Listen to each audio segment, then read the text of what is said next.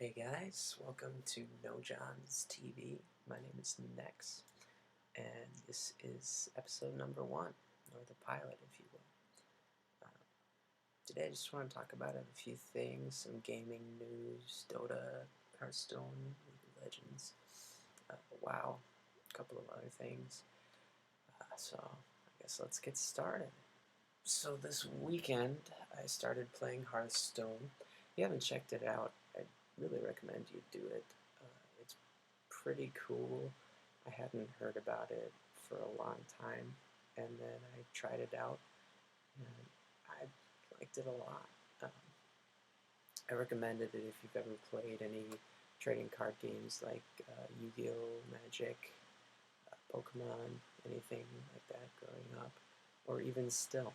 It's not too complicated to learn, but it's a very deep game. Basically, you take control of a hero, and you play cards trying to get to the other hero HP down to 0 from 30. So I find it pretty fun. There are a few concepts that you should research before starting. All that is kind of lined at Icy Veins. They have a good beginning guide. I'll link that in the description down below. Second, I got back into Dota 2 after a long break. I haven't played it for a long time after League came out. I just kind of played Dota pretty competitively, probably Pro-Am circuit, I guess if you want to say. Doing a lot of clan wars, that type of thing. But then League came out, and that game just changed everything. It hasn't quite been the same since, but I decided to give it another go, and it's pretty awesome. It's hard to adjust from League, and I feel like a lot of players first checking it out are really overwhelmed, and that maybe turns them off a little bit. But overall, it's a pretty great game. Once you get used to the animations, it is a big learning curve. There are a lot of heroes, and they all kind of have their own specific roles. But so is League, or stuff like Smite, or Han, or anything like that. I guess if you want to try it out, my best advice would be don't die. Dying in Dota really sucks because you lose gold if you didn't buy anything with it. If you just have it stockpiled, you lose it. But there's a stash by the fountain, so you can buy stuff without going back. So that's always nice. But I would, just recommend playing it safe in the early game. Things happen very quickly in Dota. If you get caught with a stun or something, you could die pretty much instantly, and pretty much lose the lane from there, snowball out of control, because the other champ will have that gold. So that's my advice for new players. If you ever want to try it, go download it. It's free off of Steam, and it's pretty great. It's where the MOBA began. So if you haven't tried it out, I definitely give it a go. If you don't like it, that's fine. No big deal. At least you tried it. To League, since we're on the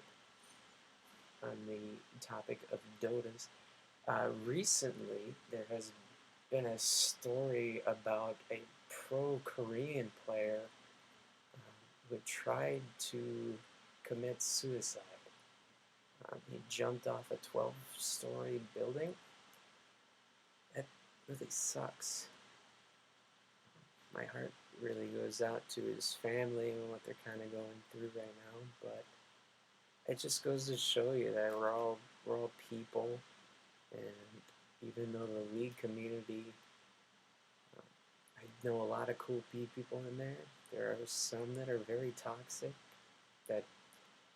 That's kind of a weird word, but it's true that even at the top, we're all still people. while still humans.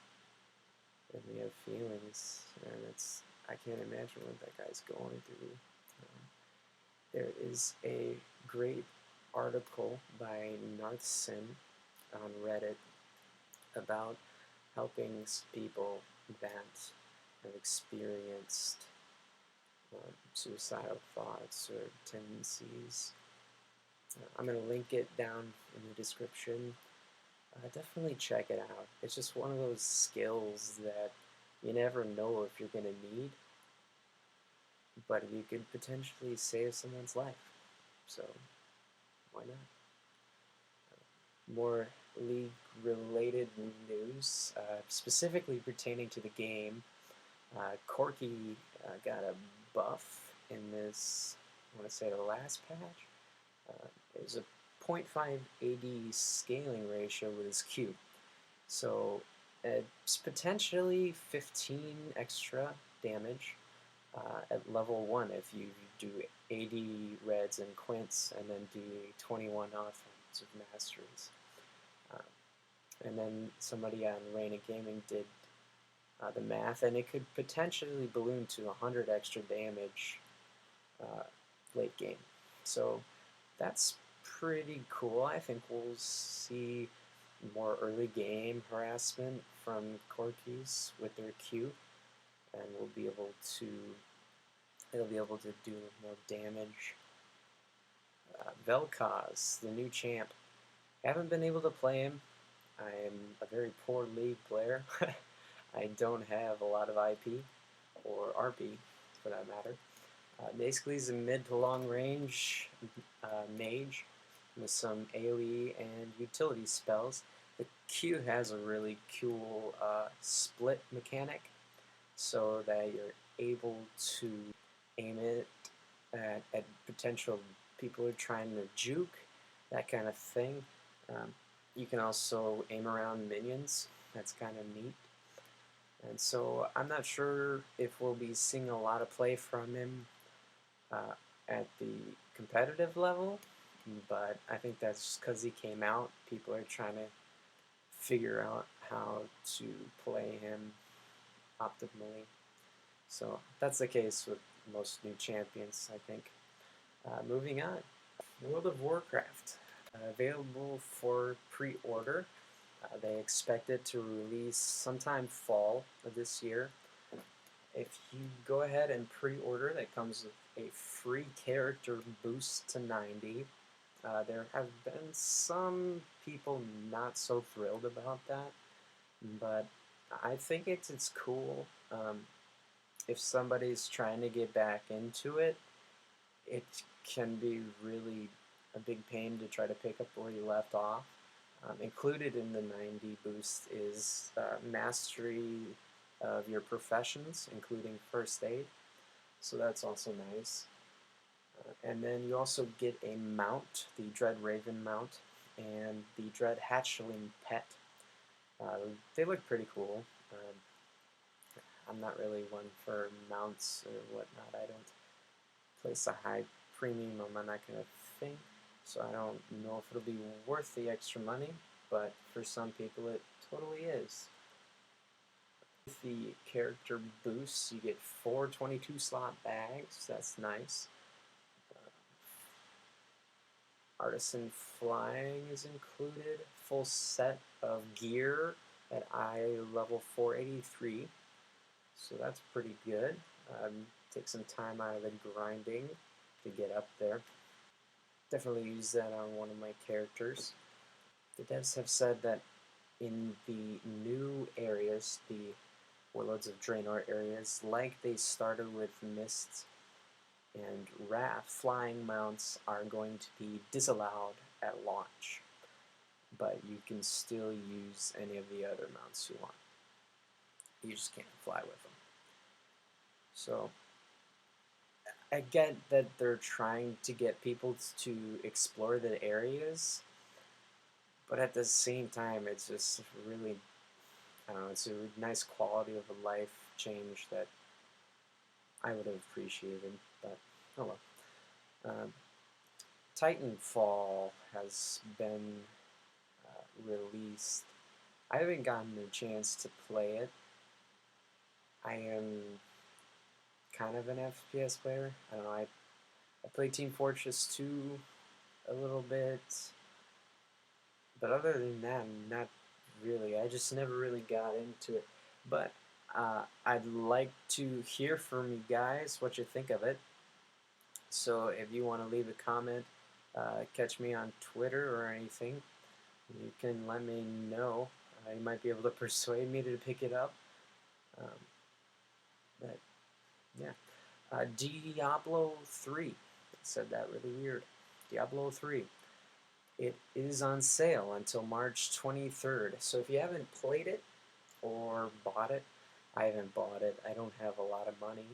Diablo 3. So it's on sale for 20 bucks. I played it. The free version seemed pretty cool, but I never really wanted to blow like, well, it was 40, 60 at release, I think. I didn't want to spend that much on it. But now I'm thinking about picking it up. It's preceding the Reaper of Souls expansion.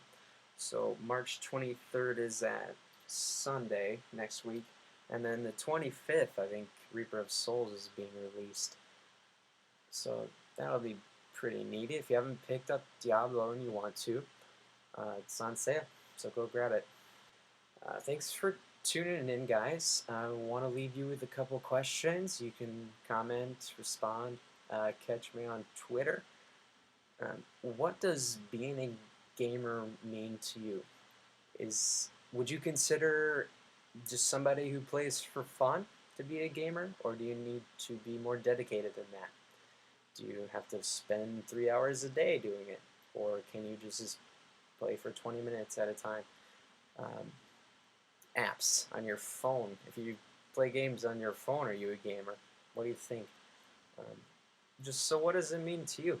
If you guys like today, feel free to follow me, and I will keep you updated on our new videos.